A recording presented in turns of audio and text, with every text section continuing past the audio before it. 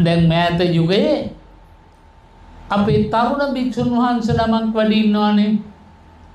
කවුද? කත්නෝරුවේ සිරිධම්ම හමුදුරුවෝ.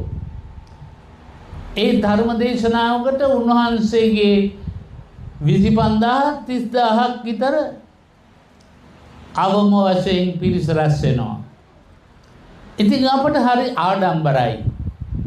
අපේ ශාසනය වෙනසුනේ නැහැ. ශාසනයෙන් සැනසෙන, ශාසනයෙන් සනසවන්න පුළුවන් සංගරුවනක් අපට තනින් තන වරින් වර බිහි වෙනවා.